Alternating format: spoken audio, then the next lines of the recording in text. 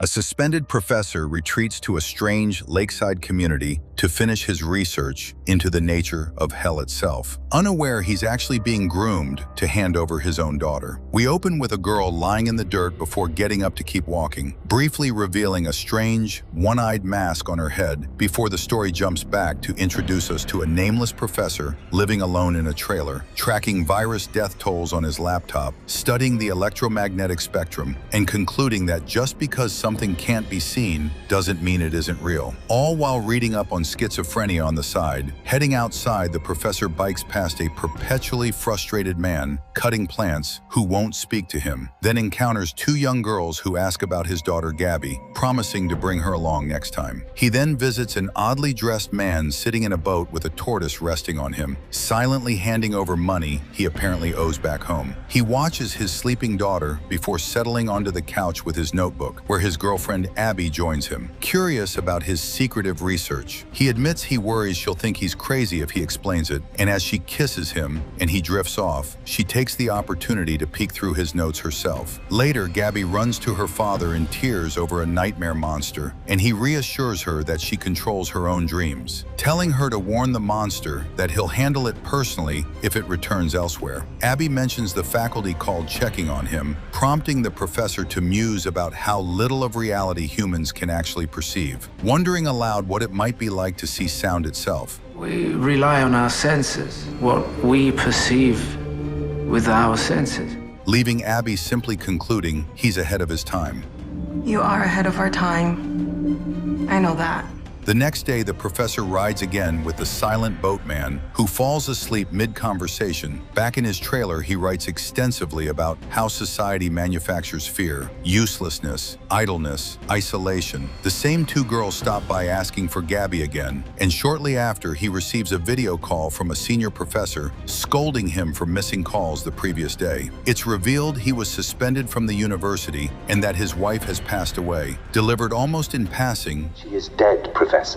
It was you that kicked me out. I mean, not you, but the faculty did. Before the call glitches out, just as a mysterious man appears at his door. That man turns out to be a fellow resident who plays chess with the professor regularly, sharing an odd tidbit about the origin of the folding chessboard, invented to disguise the game from disapproving church authorities. This sparks a tangent about whether life itself might just be one elaborate performance where no one truly gets hurt. The frustrated plant cutter interrupts, furious his axe has gone missing, unaware it was stolen by the two girls we saw earlier. Meanwhile, at the house, young Gabby tells Abby that every plant her father brings home ends up dying, and Abby promises this one will be different. That night, biking home, the professor spots an unsettling man standing on a platform, his head wrapped entirely in twigs. The following day, after briefly upsetting Abby by rejecting her advances, the professor apologizes and promises to make it up to her. Elsewhere, Gabby wanders alone in the woods, drawn toward a shadowy figure in the distance. Meanwhile, Abby confides her concern that Gabby already lost her mother and shouldn't have to lose her father too. Though we still don't know how his wife died, later the professor discovers a bathroom door has mysteriously been locked. The next day, the professor asks Gabby how she feels about Abby, and she admits she's fine with her, though nothing will replace her real mother. While Gabby plays, she reunites with Lucy and Moni, who taunt her cruelly, sticking a lollipop in her hair and subtly shoving her down when she admires a nearby plant. Lucy falsely insists this kind never dies, claiming the woods are full of similar immortal plants. Back at the pond, the chess player reveals the pond is entirely artificial, built for fishing, and mentions a local legend about a strange fish that hunts while swimming upside down, suggesting the professor ask the boatman about it directly. He also shares an unsettling parable about a grieving man who became so obsessed mimicking his dead cow's behavior, he eventually believed himself to have become one, a story the professor laughs off, despite the chess player insisting it's no joke. Soon after, Gabby hears something unsettling while gathering plants in the woods and runs to her father in fear. Convinced she saw a monster, he dismisses her fears entirely, insisting monsters aren't real, hurting Gabby, who insists her late mother would have believed her at dinner. A still upset Gabby is forced to answer Abby's questions before being sent to bed early, where Abby reassures her They both love her, receiving a quiet admission that Gabby feels the same way afterward. Alone, the professor tries again to open the still-locked bathroom door, briefly flashing back to some kind of pursuit involving a weapon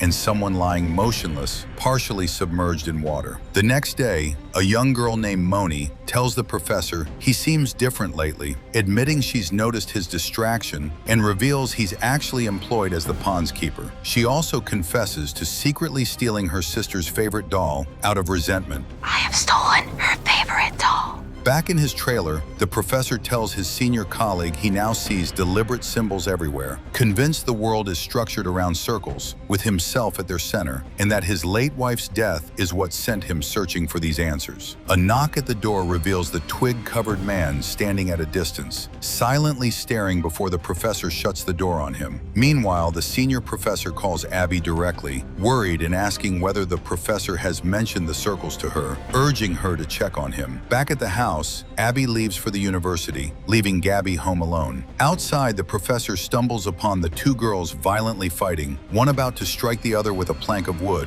only to be physically restrained by the chess player before he can intervene. Once released, the girls have mysteriously vanished, later confirmed to be safely back home, leaving the professor questioning his own exhausted mind. Meanwhile, Abby sneaks into the professor's trailer and reviews footage on his laptop, discovering photos of a tree steadily accumulating more and more twig rings over time. Visibly disturbed by what she's seeing, when the professor cancels their scheduled chess match, Abby instead wanders past massive haystacks where the frustrated plant cutter appears, holding a shovel with a crude face drawn on it, directly in front of his own. Back at the house, Gabby, now dressed as a botanist, approaches the mysteriously locked door and covers her ears in distress, insisting a monster lives inside, despite Abby's attempts to comfort her. Elsewhere, the professor watches the silent boatman reach into the water and pull out a live fish, later bringing it home and cryptically claiming it's running out of time, an assertion Abby oddly agrees with entirely. When he later hallucinates her eating the same fish, raw, with blackened eyes, it turns out to be nothing more than a vivid, disturbing illusion. Sometime later, the professor watches birds circling overhead before returning to find the chess player has let himself into his trailer uninvited, revealing he received a blank letter in a small blue envelope, interpreted as a formal report against the professor. Baffled by the betrayal from someone he's played chess with daily, the professor is coldly told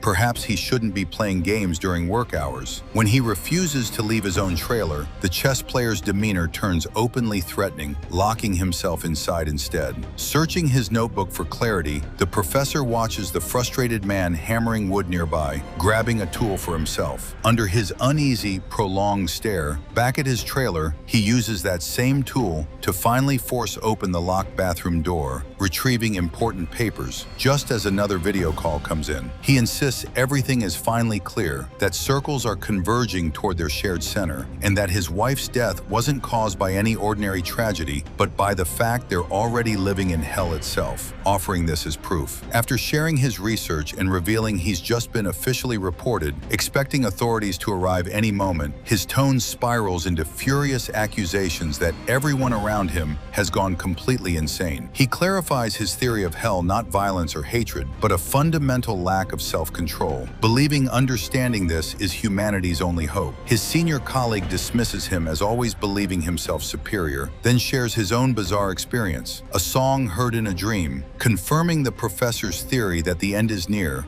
I realized that you were right.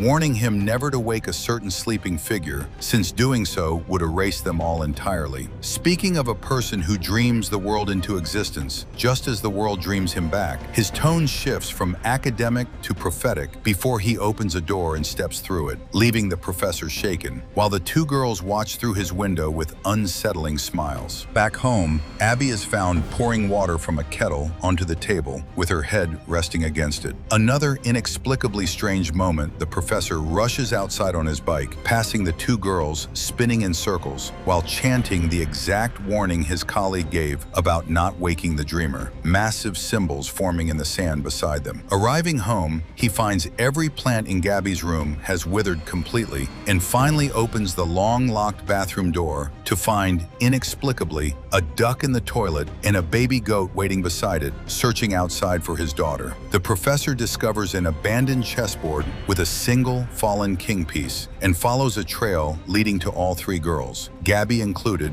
walking together with bags over their heads. Suddenly, Gabby breaks away and runs off entirely, leaving the other two behind. Confronting Abby about his daughter's whereabouts, he's met with cold hostility, told he never truly cared about Gabby or his late wife, despite his passionate denial and declaration of love for his family. I loved my wife, and I love Gabby with all my heart. Meanwhile, the two remaining girls find Gabby's discarded bag atop a haystack and violently beat it with sticks. When the professor later encounters them and asks about Gabby again, they eerily respond in unison, addressing him as Gabby herself and inviting him to play, sending him running in genuine terror. Gabby, meanwhile, discovers Lucy and Moni's outfits lying empty on the ground, stuffed only with straw rather than actual bodies. She eventually settles into a boat where her father finds her, surrounded by what appears to be most of the community's residents, standing silently behind him. He tells her how much he loves her and urges her to face her fears directly, handing over his personal notebook before pushing the boat gently out onto the water, offering one final apology for everything before it drifts away. The story then jumps to the final day, Christmas, where the professor now appears in different clothing entirely, and the chess player informs him that checkmate means the king has died. It becomes clear he's now in what looks like a psychiatric facility, insisting to the chess player that he isn't crazy, despite the other man's implication otherwise. The chess player reveals he isn't human at all, admitting it was actually his own brother who wanted access to the professor's research, and that his brother resented being discovered. He then reveals the twig-covered man's true purpose, that the professor created his own version of hell simply by believing in it, making this the perfect opportunity for the devil to finally arrive, claiming anyone who denies him already belongs to him regardless, having already selected his successor. Gabby, who arrives exactly where he resides, the devil approaches her, offering a white mask, and she discards her father's notebook in favor of accepting it, revealing it to be the exact mask seen at the very beginning. As she walks off wearing it, the chess player delivers his final checkmate. Strangely, as the devil passes a withered plant, it instantly springs back to life. The film closes on Lucy sitting atop a haystack as a haunting song plays, echoing the same warning about never waking the one who dreams.